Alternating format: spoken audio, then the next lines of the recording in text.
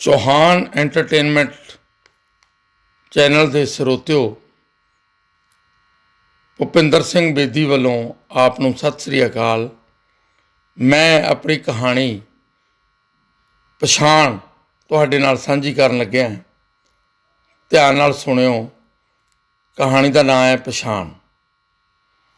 ਜਦੋਂ ਵੀ ਮੈਂ ਸ਼ਾਮ ਨੂੰ ਸਬਜ਼ੀ ਮੰਡੀ ਜਾਂਦਾ ਤਾਂ ਮਾਲੀ ਰਾਮ ਖਿਲਾਵਣ ਪਹਿਲਾਂ ਨਾਲੋਂ ਵੱਧ ਟਹਿਕ ਕੇ ਬੋਲਦਾ, आओ सरदार जी, कैसे हो, क्या लोगे? आज बहुत ताज़ा सब्जी आई रही। अपने खेत की सब्जी है, टिंडे हैं, कद्दू है, तोरी है, मूली, टमाटर सब है। आता यार टीकियां वाले कद्दू लगते ने, बड़े बड़े। मैं जानबूझ के उसनों कहा, नहीं सरदार जी, आपको गलत सब्जी थोड़ा देंगे। कई सालों तो मैं माली कोलों सब्जी लैंदा आ रहा सी। पहला वो किसी होर दी सब्जी बेचता सी, फिर उसने आप सब्जी लियाउणी शुरू की। कुछ समय बाद एक साइकिल रेहड़ी खरीद लई, थोड़ी जही जमीन भी ठेके ते ले लई। वो बेरुतियां सब्जी बीजदा, जिस नाल वध मुनाफा कमाउंदा। अपनी मिठी जुबान सारे गाहकां नूं खिच लैंदा। उसकी रहनी बहनी पंजाबियां वर्गी हो गई सी। ਉਹ ਦੇਖਣ ਨੂੰ ਸਰਦਾਰ ਲੱਗਦਾ, ਪਰ ਗੱਲ ਕਰਨ 'ਤੇ ਪਤਾ ਲੱਗਦਾ ਕਿ ਬਿਹਾਰੀ ਹੈ। ਕੁਝ ਸਾਲਾਂ ਦੀ ਮਿਹਨਤ ਨੇ ਰਾਮ ਖਿਲਾਵੜ ਦੇ ਦਿਨ ਪਲਟ ਦਿੱਤੇ। ਉਸਨੇ ਆਪਣਾ ਪਰਿਵਾਰ ਅਤੇ ਭਰਾਵਾਂ ਨੂੰ ਵੀ ਆਪਣੇ ਨਾਲ ਹੀ ਲਾ ਲਿਆ ਸੀ। ਕਦੇ ਕਦੇ ਉਹ ਮੇਰੇ ਨਾਲ ਆਪਣਾ ਦੁੱਖ ਸੁੱਖ ਸਾਂਝਾ ਕਰ ਲੈਂਦਾ ਸੀ। ਇੱਕ ਦਿਨ ਕਹਿਣ ਲੱਗਿਆ, सरदार जी, अब हमारे पास 2 किले ज़मीन हो ही रही। गाँव में भी हमने ज़मीन खरीद रखी है।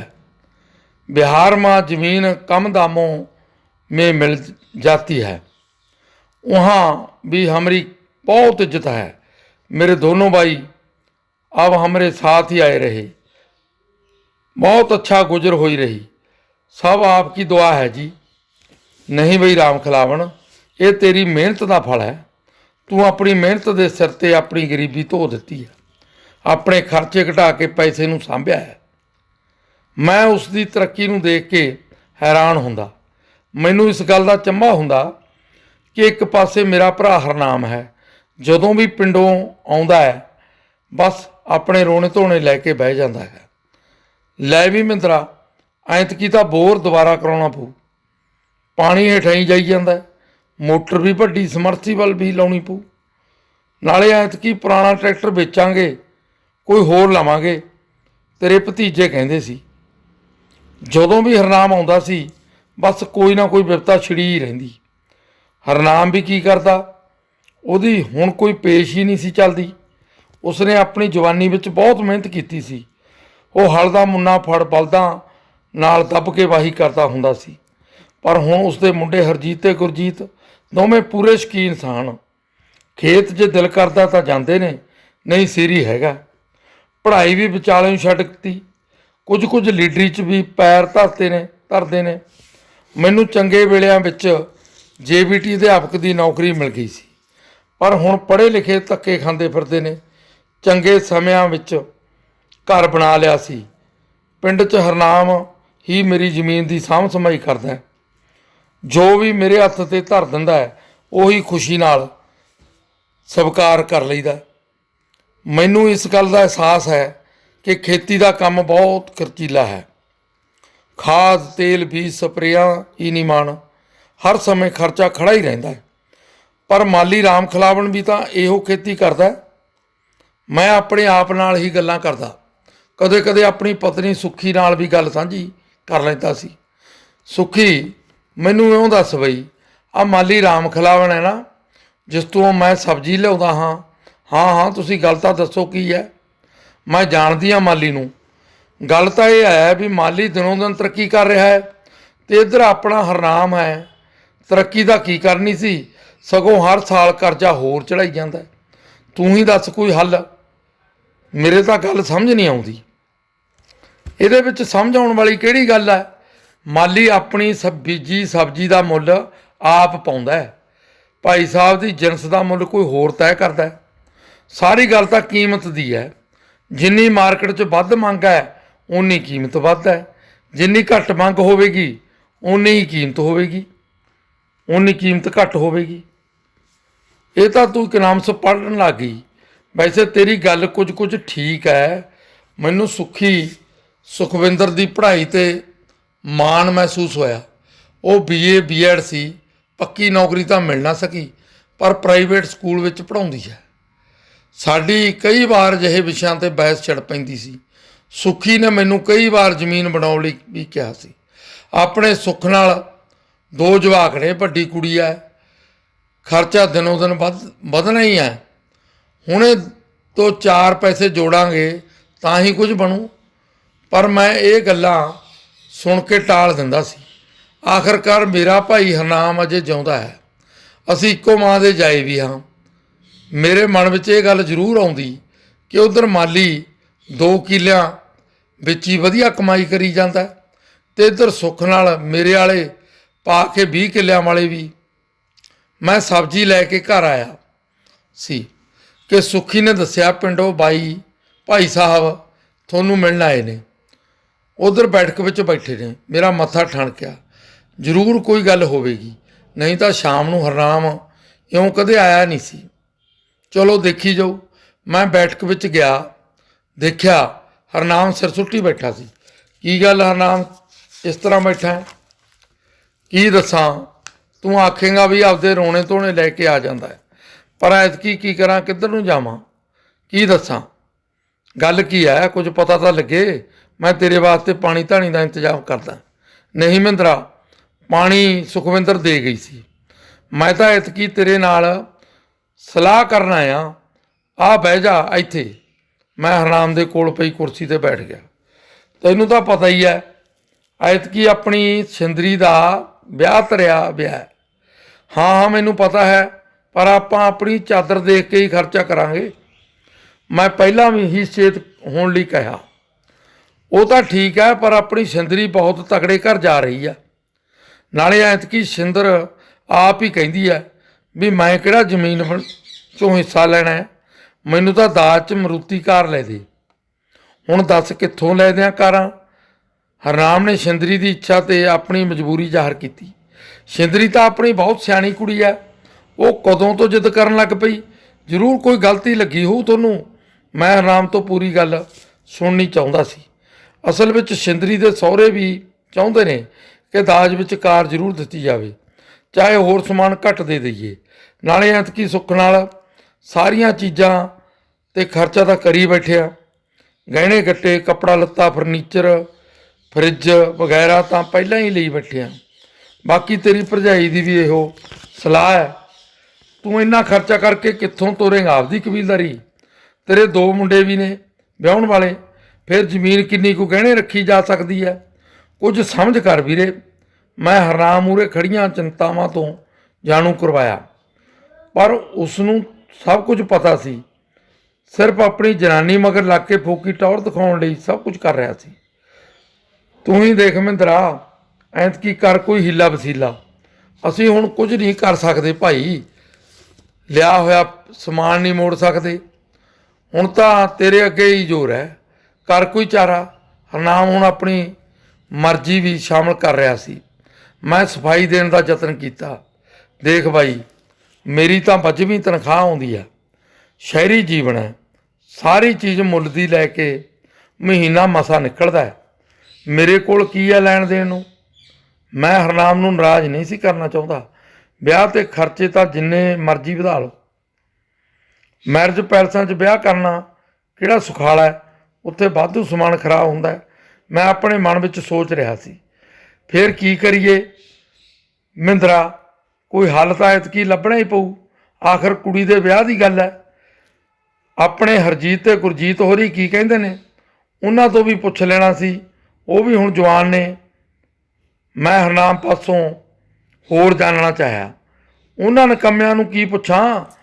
ਪਤਾ ਨਹੀਂ ਕਿੱਥੇ ਕਿੱਥੇ ਫਿਰਦੇ ਰਹਿੰਦੇ ਨੇ। ਮੋਟਰਸਾਈਕਲ ਚੁੱਕਣਗੇ, ਦੱਸਦੇ ਕਿਤੇ ਹੋਰ ਨੇ ਅਤੇ ਜਾਂਦੇ ਕਿਤੇ ਹੋਰ ਨੇ। ਜੇ ਸਮਝਾਉਂਦੇ ਆ ਤਾਂ ਐਤਕੀ ਧਮਕੀਆਂ ਦਿੰਦੇ ਨੇ।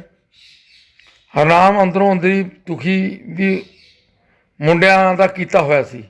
ਹਨੇਰਾ ਹੋਣ ਕਰਕੇ ਮੈਂ ਹਰਨਾਮ ਨੂੰ ਰਾਤ ਰੱਖ ਲਿਆ ਸੀ। ਉਹਦਾ ਬਥੇਰਾ ਕਹਿ ਰਿਹਾ ਸੀ ਜਾਣ ਲਈ। ਮੈਂ ਸਾਈਕਲ ਚੁੱਕ ਬਾਜ਼ਾਰੋਂ ਬੋਤਲ ਲੈ ਆਇਆ। ਅਸੀਂ ਦੇਰ ਰਾਤ ਤੱਕ ਪੀਂਦੇ ਰਹੇ, ਕਬੀਲਦਾਰੀ ਦੀਆਂ ਗੱਲਾਂ ਕਰਦੇ ਰਹੇ। ਮੈਂ ਹਰਨਾਮ ਨੂੰ ਰਾਮ ਖਿਲਾਵਣ ਮਾਲੀ ਦੀ ਤਰੱਕੀ ਸੰਬੰਧੀ ਵੀ ਦੱਸਿਆ, ਪਰ ਹਰਨਾਮ ਦਾ ਕਹਿਣਾ ਸੀ ਕਿ ਹੁਣ ਜੱਟ ਸਬਜ਼ੀ ਬੀਜੇ ਤੇ ਫਿਰ ਭਈਆਂ ਦੀ ਰੀਸ ਕਰੇ, ਇਹ ਕਿਵੇਂ ਹੋ ਸਕਦਾ। ਮੈਂ ਮਨ ਵਿੱਚ ਸੋਚ ਰਿਹਾ ਸੀ ਕਿ ਕਦ ਤੱਕ ਅਸੀਂ ਭਰਮਾਂ ਵਿੱਚ ਜਿਉਂਦੇ ਰਹਾਂਗੇ। ਅਖੀਰ ਨੂੰ ਦਾਜ ਵਿੱਚ ਕਾਰ ਦੇਣ ਦੀ ਗੱਲ ਉਵੇਂ ਹੀ ਰਹੀ। ਇਹ ਫੈਸਲਾ ਹੋਇਆ ਕਿ ਆਉਂਦੀ ਸਾਉਣੀ ਦੀ ਫਸਲ ਵੇਚ ਕੇ ਕਰਜ਼ਾ ਲਾ ਦਿਆਂਗੇ। ਮੈਂ ਆਪਣੇ ਹਿੱਸੇ ਦੇ ਪੈਸੇ ਅਗਲੇ ਸਾਲ ਲੈਣ ਦਾ ਵਾਅਦਾ ਕੀਤਾ। ਸਵੇਰ ਹੁੰਦਿਆਂ ਹੀ ਹਰਨਾਮ ਆੜ੍ਹਤੀਏ ਕੋਲ ਚਲਾ ਗਿਆ ਸੀ। ਉਸਨੇ ਵੀ ਕਰਜ਼ਾ ਦੇਣ ਲਈ ਬਹੁਤ ਨਖਰੇ ਕੀਤੇ, ਕਈ ਉਦਾਹਰਨਾਂ ਦਿੱਤੀਆਂ। ਹਰਨਾਮ ਸਿਆਂ, ਗੱਲ ਤਾਂ ਤੇਰੀ ਠੀਕ ਹੈ, ਤੈਨੂੰ ਵਿਆਹ ਵਾਸਤੇ ਪੈਸਿਆਂ ਦੀ ਲੋੜ ਹੈ, ਪਰ ਕੀ ਕਰੀਏ, ਜ਼ਮਾਨਾ ਬਹੁਤ ਖਰਾਬ ਹੈ। ਪਹਿਲਾਂ ਤਾਂ ਪੈਸੇ ਦਿਓ, ਫਿਰ ਹਾੜੀ ਸੌਣੀ ਮੰਗਣ ਜਾਓ। ਜ਼ੋਰ ਦੇ ਕੇ ਮੰਗਦੇ ਆ ਤਾਂ ਖੁਦਕਸ਼ੀ ਕਰ ਲੈਂਦੇ ਨੇ, ਫਿਰ ਪੁਲਿਸ ਖਿੱਚੀ ਫਿਰਦੀ ਹੈ। ਦੱਸ ਕੀ ਕਰੀਏ। ਨਿਰੰਜਨ ਆੜ੍ਹਤੀਆ ਹਰਨਾਮ ਨੂੰ ਹੋਰ ਪੱਕਾ ਕਰਨ ਲਈ ਤਾਂ ਸਭ ਕੁਝ ਕਹਿ ਰਿਹਾ ਸੀ। ਹਰਨਾਮ ਤਾਂ ਲਿੱਸੋ ਲਿੱਸ ਰੁਪਈਏ ਲੈਣ ਲਈ ਸਭ ਤਰੀਕੇ ਵਰਤ ਰਿਹਾ ਸੀ। ਲਾਲਾ ਜੀ, ਜਿਵੇਂ ਮਰਜ਼ੀ ਕਰੋ, ਐਤਕੀ ਤਾਂ ਸਾਡੀ ਮਜਬੂਰੀ ਹੈ। ਨਾਲੇ ਪਹਿਲਾਂ ਕਿਹੜਾ ਤੁਹਾਡਾ ਪੈਸਾ ਰੱਖਿਆ, ਆਹ ਵਿਆਹ ਕਰਕੇ ਮੈਂ ਬਾਹਰ ਫਾਰਗ ਹੋ ਜਾਊਂਗਾ। ਜਿਵੇਂ ਮਰਜ਼ੀ ਲਿਖ ਲਿਖਾ ਕਰ ਲਓ, ਸੌਣੀ ਦੀ ਫਸਲ ਆਈ ਲਓ, ਸਭ ਮੋੜ ਦੂੰ ਪਾਈ ਪਾਈ। ਮੈਨੂੰ ਫਿਕਰ ਹੈ, ਕਰਜ਼ਾ ਤਾਂ ਮੇਰੇ ਸਿਰ ਹੈ। ਕੁਝ ਦੇਰ ਸੋਚਣ ਤੋਂ ਬਾਅਦ ਨਿਰੰਜਨ ਆੜ੍ਹਤੀਆ ਮੰਨ ਗਿਆ। ਬੈਂਕ ਵਾਲੇ ਨੰਬਰ ਛੱਡ ਕੇ ਦੂਜੇ ਕਿੱਲਿਆਂ ਦੇ ਨੰਬਰਾਂ 'ਚੋਂ 4 ਕਿੱਲੇ ਗਹਿਣੇ ਧਰ ਦਿੱਤੇ। ਸ਼ਰਤਾਂ ਵੀ ਕੁਝ ਸਖਤ ਹੀ ਲਿਖੀਆਂ ਸਨ, ਪਰ ਕੁਝ ਵੀ ਹੁਣ ਕੀ ਕੀਤਾ ਜਾਵੇ। ਉਖਲੀ 'ਚ ਸਿਰ ਦਿੱਤਾ, ਫਿਰ ਮੋਗਲੀਆਂ ਦਾ ਕੀ ਪਤਾ ਕਿੰਨੀਆਂ ਪੈ ਜਾਣ। ਵਿਆਹ ਪੂਰੀ ਧੂਮਧਾਮ ਨਾਲ ਹੋ ਗਿਆ ਸੀ। ਮੈਰਿਜ ਪੈਲਸ ਵਿੱਚ ਹਰ ਕਿਸਮ ਦੀਆਂ ਸਟਾਲਾਂ ਲੱਗੀਆਂ ਹੋਈਆਂ ਸਨ। ਕਿੰਨੇ ਹੀ ਪ੍ਰਕਾਰ ਦਾ ਮੀਟ ਬਣਿਆ, ਵਧੀਆ ਕਿਸਮ ਦੀ ਵਿਸਕੀ ਚੱਲ ਰਹੀ ਸੀ। ਆਰਕੈਸਟਰਾ ਵਾਲੀਆਂ ਕੁੜੀਆਂ ਨੂੰ ਜਿਵੇਂ ਪਰਹੇਜ਼ ਹੁੰਦਾ ਕੱਪੜੇ ਪਾਉਣ ਤੋਂ। ਸਾਡੇ ਸੱਭਿਆਚਾਰਕ ਵਿਰਸੇ ਦੀਆਂ ਧੱਜੀਆਂ ਉਡਾਈਆਂ ਜਾ ਰਹੀਆਂ ਸਨ। ਮੈਂ ਸਭ ਕੁਝ ਦੇਖ ਰਿਹਾ ਸੀ, ਪਰ ਕਿਸੇ ਨੂੰ ਕੁਝ ਵੀ ਨਹੀਂ ਸੀ ਕਹਿ ਰਿਹਾ। ਸੁੱਖੀ ਜ਼ਰੂਰ ਮਹਿਸੂਸ ਕਰ ਰਹੀ ਸੀ। ਉਸ ਨੂੰ ਲੱਗਦਾ ਸੀ ਕਿ ਸਾਡੇ ਹਿੱਸੇ ਦਾ ਪੈਸਾ ਵੀ ਪਾਣੀ ਵਾਂਗ ਵਹਾਇਆ ਜਾ ਰਿਹਾ ਸੀ। ਮੇਰੇ ਕੋਲ ਆ ਕੇ ਕਹਿੰਦੀ, ਦੇਖ ਲਿਆ ਜੀ, ਕੋਈ ਕਹਿ ਦੂ ਹੈ ਕੋਈ ਕਮੀ, ਬਸ ਜਦੋਂ ਆਪਣੇ ਹਿੱਸੇ ਦੀ ਵਾਰੀ ਆਊ ਤਾਂ ਖਰਚੇ ਜ਼ਿਆਦਾ ਆ ਜਾਂਦੇ ਨੇ। ਸੁੱਖੀ ਅੰਦਰੋਂ ਅੰਦਰੀ ਭਰੀ ਪਈ ਸੀ। ਉਸ ਨੂੰ ਇਸ ਗੱਲ ਦਾ ਝੋਰਾ ਸੀ ਕਿ ਸਾਡੇ ਜਵਾਕਾਂ ਦੇ ਵਿਆਹਾਂ ਵੇਲੇ ਤਾਂ ਕੁਝ ਬਚਣਾ ਹੀ ਨਹੀਂ, ਸਭ ਕਰਜ਼ੇ ਦੇ ਲੇਖੇ ਲੱਗ ਜੂ। ਪਰ ਮੈਂ ਉਸ ਨੂੰ ਕਿਹਾ, ਸੁੱਖੀ, ਇਸ ਤਰ੍ਹਾਂ ਨਹੀਂ ਸੋਚੀਦਾ, ਪ੍ਰਮਾਤਮਾ ਭਲੀ ਕਰੂ। ਵੈਸੇ ਹਰਨਾਮ ਸਿਉਂ ਦੀ ਵੀ ਕਿਹੜਾ ਚੱਲਦੀ ਹੈ, ਇਹ ਤਾਂ ਸਭ ਭਰਜਾਈ ਮੁਖਤਿਆਰ ਕੌਰ ਦਾ ਸਾਰਾ ਚੱਕਰ ਚਲਾਇਆ ਹੋਇਆ। ਪਰ ਉਸ ਦਾ ਗੁੱਸਾ ਸ਼ਾਂਤ ਨਹੀਂ ਸੀ ਪੈ ਰਿਹਾ। ਅਖੇ ਪੱਲੇ ਨਹੀਂ ਧੇਲਾ, ਕਰਦੀ ਆ ਮੇਲਾ ਮੇਲਾ। ਇਹ ਤਾਂ ਉਹੀ ਗੱਲ ਹੈ, ਕਿਸੇ ਨੂੰ ਕੀ ਪਤਾ ਹੈ ਇਸ ਸ਼ਾਨ ਚੌਕਤ ਪਿੱਛੇ ਕੀ ਲੁਕਿਆ ਪਿਆ। ਦਿਖਾਵਾ ਹੀ ਦਿਖਾਵਾ। ਸੁੱਖੀ ਸਾਰੀ ਗੱਲ ਸਮਝਦੀ ਸੀ, ਪਰ ਕਿਸੇ ਕੋਲ ਕੋਈ ਭਾਵ ਵੀ ਨਹੀਂ ਸੀ ਕੱਢਦੀ। ਉਹ ਵਿਆਹ ਦੇ ਕਾਰਜ ਵਿੱਚ ਸਭ ਦੀ ਦੇਖਭਾਲ ਕਰ ਰਹੀ ਸੀ। ਭਰਜਾਈ ਮੁਖਤਿਆਰ ਕੌਰ ਆਪਣੇ ਭਰਾਵਾਂ ਤੇ ਭਰਜਾਈਆਂ ਵਿੱਚ ਚੌੜੀ ਹੋਈ ਬੈਠੀ ਸੀ। ਉਸ ਨੂੰ ਕੀ ਪਤਾ ਸੀ ਉਸ ਦੀ ਜਿੱਦ ਨੇ ਕੀ ਕੀ ਪੁਆੜੇ ਪਾਉਣੇ ਨੇ। ਹਰਨਾਮ ਦੇ ਚਿਹਰੇ 'ਤੇ ਚਿੰਤਾ ਦਿਖਾਈ ਦਿੰਦੀ ਸੀ। ਆਨੰਦ ਕਾਰਜ ਹੋ ਚੁੱਕੇ ਸਨ। ਬਰਾਤ ਨੇ ਰੋਟੀ ਖਾ ਲਈ ਸੀ, ਡੋਲੀ ਤੁਰਨ ਵਾਲੀ ਸੀ। ਸ਼ਿੰਦਰੀ ਮੇਰੇ ਤੇ ਹਰਨਾਮ ਦੇ ਗੱਲ ਲੱਗ ਕੇ ਬਹੁਤ ਰੋਈ। ਕੁੜੀਆਂ ਦਾ ਘਰ ਕਿਹੜਾ, ਬਾਬਲ ਦੇ ਵਿਹੜੇ 'ਚੋਂ ਨਿਕਲ ਪਤੀ ਦੇ ਵਿਹੜੇ ਪਹੁੰਚ ਕੇ ਫਿਰ ਤੋਂ ਆਪਣਾ ਘਰ ਬਣਨਾ ਹੀ ਕੁੜੀਆਂ ਦਾ ਫਰਜ਼ ਬਣ ਜਾਂਦਾ। ਮੈਂ ਇਹ ਗੱਲਾਂ ਸੋਚਦਾ ਆਪਣੀ ਨਿੱਕੀ ਧੀ ਬਾਰੇ ਸੋਚਣ ਲੱਗਿਆ। ਪਤਾ ਨਹੀਂ ਕਦੋਂ ਮੇਰੀਆਂ ਅੱਖਾਂ ਕੋਇਆਂ ਵਿੱਚੋਂ ਪਾਣੀ ਸਿਮ ਆਇਆ। ਹਰਨਾਮ ਵੀ ਰੋ ਰਿਹਾ ਸੀ, ਪਰ ਹਰਜੀਤ ਤੇ ਗੁਰਜੀਤ ਪਤਾ ਨਹੀਂ ਕਿੱਥੇ ਸਨ। ਉਹ ਤਾਂ ਸ਼ਰਾਬ ਦੇ ਨਸ਼ੇ 'ਚ ਚੂਰ ਬੈਠੇ ਹੋਣਗੇ। ਚਲੋ ਆਪਾਂ ਨੂੰ ਕੀ ਹੈ, ਜੋ ਹੋ ਰਿਹਾ ਹੈ ਚੰਗਾ ਹੀ ਹੋ ਰਿਹਾ ਹੈ। ਸਾਰੇ ਰਿਸ਼ਤੇਦਾਰ ਸਾਕ ਸੰਬੰਧੀ ਮਿੱਤਰ ਆਪੋ ਆਪਣੇ ਘਰ ਜਾ ਰਹੇ ਸਨ। ਮਾਲੀ ਰਾਮ ਖਿਲਾਵਣ ਨਵੀਆਂ ਸਬਜ਼ੀਆਂ ਲੈ ਕੇ ਆਪਣੀ ਰੇਹੜੀ ਸਜਾਉਂਦਾ। ਸਵੇਰ ਤੋਂ ਦੁਪਹਿਰ ਤੱਕ ਉਹ ਖੇਤ ਆਪਣੇ ਪਰਿਵਾਰ ਨਾਲ ਕੰਮ ਵਿੱਚ ਮਸ਼ਰੂਫ ਰਹਿੰਦਾ। ਸ਼ਾਮ ਨੂੰ ਆਪਣੀ ਸਾਈਕਲ ਰੇਹੜੀ ਲੈ ਕੇ ਸ਼ਹਿਰ ਆ ਜਾਂਦਾ। ਖੇਤਾਂ ਵਿੱਚ ਵੀ ਕੰਮ ਕੰਮ ਦਾ ਜ਼ੋਰ ਵੱਧ ਗਿਆ ਸੀ। ਜੀਰੀ ਦੀ ਲਵਾਈ ਜ਼ੋਰਾਂ ਉੱਤੇ ਸੀ। ਬਿਹਾਰ ਤੋਂ ਆਏ ਭਈਆਂ ਦੀ ਮੰਗ ਵੱਧ ਰਹੀ ਸੀ। ਲੋਕ ਮੀਂਹ ਨੂੰ ਉਡੀਕ ਰਹੇ ਸਨ। ਤਾਪਮਾਨ ਦਿਨੋਂ ਦਿਨ ਵੱਧ ਰਿਹਾ ਸੀ। ਪਾਣੀ ਦੀ ਕਿੱਲਤ ਕਾਰਨ ਲੱਗਿਆ ਝੋਨਾ ਮੁਰਝਾ ਰਿਹਾ ਸੀ। ਇਸ ਵਾਰ ਮੌਨਸੂਨ ਲੇਟ ਹੋਣ ਕਾਰਨ ਬਾਰਿਸ਼ ਦਾ ਕਿਤੇ ਨਾਂ ਨਿਸ਼ਾਨ ਵੀ ਨਹੀਂ ਸੀ, ਪਰ ਜੀਰੀ ਲੱਗ ਰਹੀ ਸੀ। ਜਦੋਂ ਬਾਰਿਸ਼ਾਂ ਆਈਆਂ ਤਾਂ ਪੂਰੇ ਜ਼ੋਰ ਨਾਲ ਆਈਆਂ, ਭਾਵੇਂ ਲੇਟ ਹੀ ਸਨ। ਸਾਰੇ ਪਾਸੇ ਖੁਸ਼ੀਆਂ ਦੀਆਂ ਲਹਿਰਾਂ ਸਨ। ਬਿਜਲੀ ਵਾਲਿਆਂ ਨੂੰ ਮਸਾਂ ਸੁੱਖ ਦਾ ਸਾਹ ਆਇਆ ਸੀ। ਰੋਜ਼ ਦੇ ਕੱਟ ਲਾ ਲਾ ਅੱਕ ਗਏ ਸਨ। ਕਈ ਥਾਵਾਂ 'ਤੇ ਬਾਰਿਸ਼ ਹੜ੍ਹ ਦੀ ਸ਼ਕਲ ਅਖਤਿਆਰ ਕਰ ਗਈ ਸੀ। ਚੋਏ ਨੱਕੋ ਨੱਕ ਚੱਲ ਰਹੇ ਸਨ। ਮੀਂਹ ਹਟਿਆ ਤੋਂ ਹੀ ਸੁੱਖ ਦਾ ਸਾਹ ਆਇਆ। ਹਰਨਾਮ ਹਰ ਰੋਜ਼ ਹੀ ਖੇਤ 'ਚ ਗੇੜਾ ਮਾਰਦਾ। ਉਹ ਆਪਣੇ ਸਿਰੀ ਤਾਰੀ ਨਾਲ ਜੀਰੀ ਦੇ ਝਾੜ ਬਾਰੇ ਅੰਦਾਜ਼ੇ ਲਾਉਂਦਾ ਰਹਿੰਦਾ। ਉਸ ਨੂੰ ਲੱਗ ਰਿਹਾ ਸੀ ਕਿ ਇਸ ਵਾਰ ਜੀਰੀ ਦਾ ਝਾੜ ਵੱਧ ਨਿਕਲੇਗਾ। ਤਾਰੀ ਦਾ ਪੂਰਾ ਨਾਂ ਜਗਤਾਰ ਸੀ। ਉਹ ਹਰਨਾਮ ਦਾ ਪੁਰਾਣਾ ਵਫਾਦਾਰ ਸੀ। ਉਹ ਕੇਵਲ ਸੀਰੀ ਹੀ ਨਹੀਂ ਸੀ, ਸਗੋਂ ਉਸਦੇ ਦੁੱਖਾਂ ਸੁੱਖਾਂ ਦਾ ਹਮਰਾਜ ਵੀ ਸੀ। ਹਰਨਾਮ ਦੀਆਂ ਉਮੀਦਾਂ ਸਾਰੀਆਂ ਸੀਰੀ ਦੀ ਫਸਲ ਨਾਲ ਜੁੜੀਆਂ ਹੋਈਆਂ ਸਨ। ਅਖੀਰ ਉਹ ਘੜੀ ਆ ਗਈ। ਖੇਤਾਂ ਵਿੱਚ ਕਮਾਈਆਂ ਚੱਲ ਰਹੀਆਂ ਸਨ। ਕਦੇ ਕਦੇ ਬੱਦਲ ਗਰਜਦਾ, ਲੋਕ ਹੋਰ ਤੇਜ਼ੀ ਕਰਨ ਲੱਗਦੇ। ਹਰਨਾਮ ਨੇ ਵੀ ਆਪਣੀ ਜੀਰੀ ਮੰਡੀ ਵਿੱਚ ਸੁੱਟ ਦਿੱਤੀ ਸੀ। ਮੰਡੀਆਂ ਵਿੱਚ ਜੀਰੀ ਦੇ ਸੋਨ ਰੰਗ ਬੋਹਲ ਚਮਕਣ ਲੱਗ ਪਏ। ਕਿਸਾਨਾਂ ਦੇ ਚਿਹਰਿਆਂ 'ਤੇ ਖੁਸ਼ੀ ਦੀ ਲਹਿਰ ਸੀ। ਕੋਈ ਜ਼ਿਮੀਂਦਾਰ ਗਿੱਲਾ ਝੋਨਾ ਹੀ ਵੱਢ ਕੇ ਮੰਡੀ ਵਿੱਚ ਸੁੱਟ ਰਿਹਾ ਸੀ, ਫਿਰ ਖਾਲੀਆਂ ਬਣਾ ਕੇ ਸੁੱਕਣੇ ਪਾਈ ਜਾ ਰਿਹਾ ਸੀ। ਸਾਫ਼ ਤੇ ਸੁੱਕੇ ਝੋਨੇ ਦੀ ਬੋਲੀ ਤੁਰੰਤ ਲੱਗ ਰਹੀ ਸੀ। ਗਿੱਲੀਆਂ ਤੇ ਦਾਗੀ ਝੋਨੇ ਦੀਆਂ ਢੇਰੀਆਂ ਉਵੇਂ ਹੀ ਪਈਆਂ ਸਨ। ਕਈ ਥਾਵਾਂ 'ਤੇ ਕਿਸਾਨ ਯੂਨੀਅਨ ਦੇ ਧਰਨੇ ਮੁਜ਼ਾਹਰੇ ਹੋ ਰਹੇ ਸਨ। ਆੜ੍ਹਤੀਏ ਸਵੇਰੇ ਸ਼ਾਮ ਆਪਣੇ ਸੈਂਟਰਾਂ 'ਤੇ ਗੇੜਾ ਮਾਰਦੇ। ਆਈਆਂ ਢੇਰੀਆਂ ਡਾਇਰੀ 'ਤੇ ਨੋਟ ਕਰਕੇ ਸ਼ਹਿਰ ਤੁਰ ਜਾਂਦੇ। ਪਾਵਰ ਕਲੀਨਰਾਂ ਨਾਲ ਜੀਰੀ ਦੀ ਸਫਾਈ ਕੀਤੀ ਜਾ ਰਹੀ ਸੀ। ਹਰਨਾਮ ਦੀ ਢੇਰੀ ਦੀ ਵਾਰੀ ਆਉਣ ਵਾਲੀ ਸੀ, ਪਰ ਕੁਦਰਤ ਨੂੰ ਕੁਝ ਹੋਰ ਹੀ ਮਨਜ਼ੂਰ ਸੀ। ਪਤਾ ਨਹੀਂ ਕਿੱਥੋਂ ਚੁੱਪ ਚਪੀਤੀ ਬੱਦਲਾਂ ਦੀ ਕਾਲੀ ਘਟਾ ਚੜ੍ਹ ਆਈ। ਬੱਦਲ ਉੱਚੀ ਉੱਚੀ ਗਰਜ ਰਹੇ ਸਨ ਤੇ ਬਿਜਲੀ ਵੀ ਚਮਕਣ ਲੱਗ ਪਈ ਸੀ। ਸਭ ਦੇ ਚਿਹਰਿਆਂ 'ਤੇ ਚਿੰਤਾ ਦੀਆਂ ਲਕੀਰਾਂ ਫਿਰ ਗਈਆਂ ਸਨ।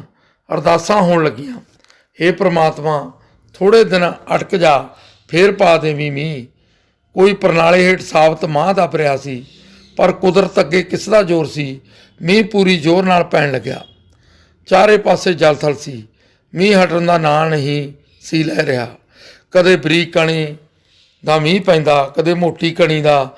ਮੰਡੀਆਂ 'ਚ ਪਿਆ ਲਗਭਗ ਸਾਰਾ ਝੋਨਾ ਹੀ ਭਿੱਜ ਚੁੱਕਿਆ ਸੀ।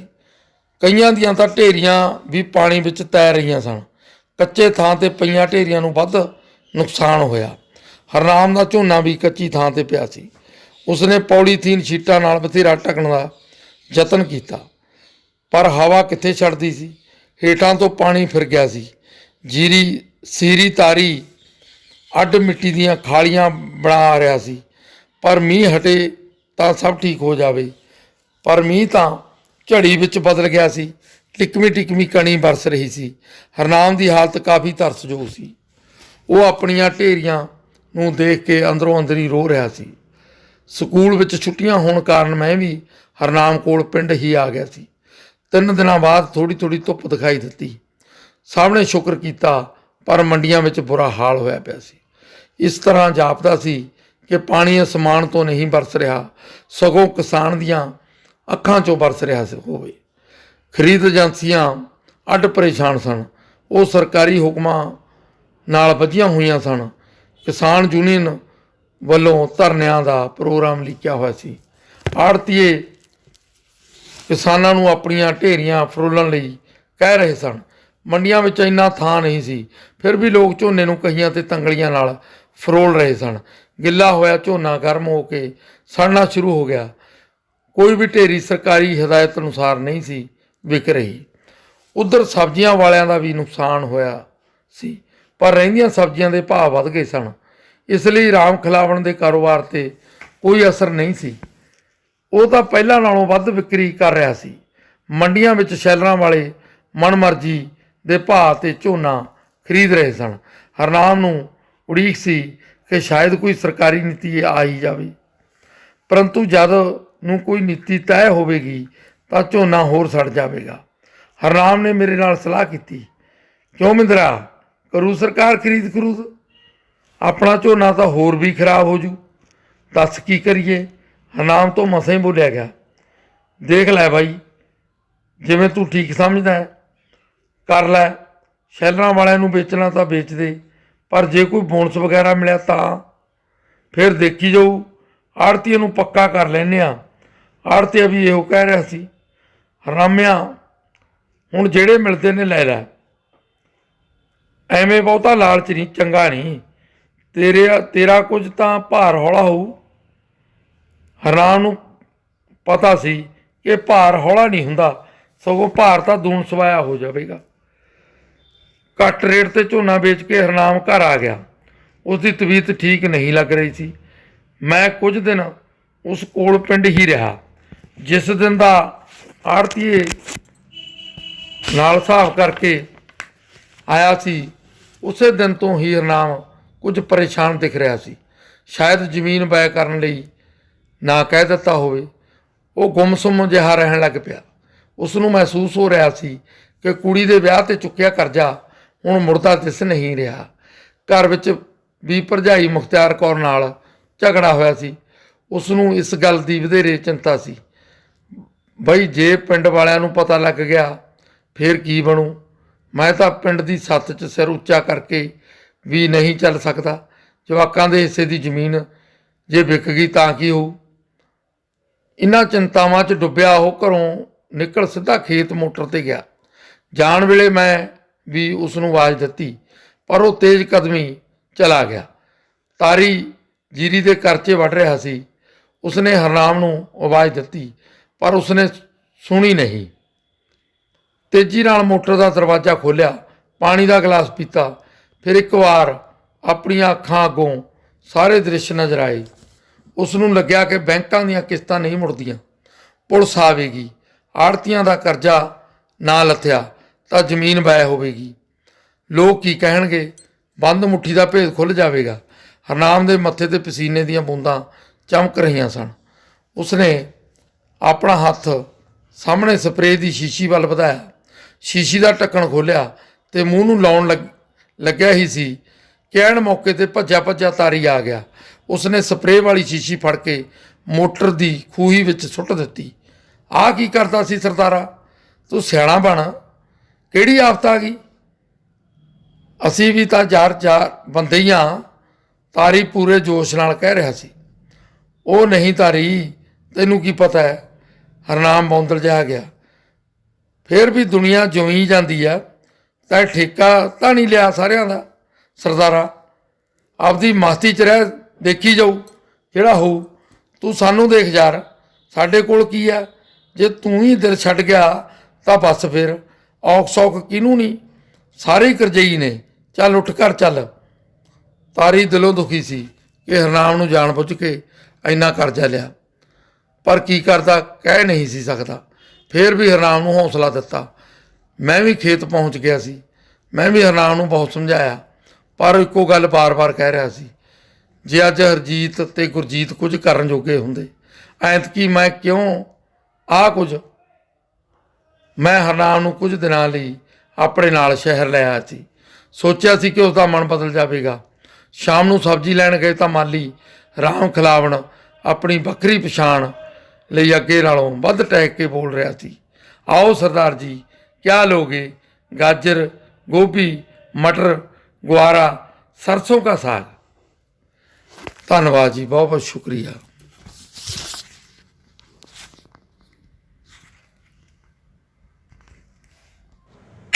ਚੌਹਾਨ ਇੰਟਰਟੇਨਮੈਂਟ, ਤੁਹਾਡਾ ਆਪਣਾ, ਤੁਹਾਡੇ ਲਈ।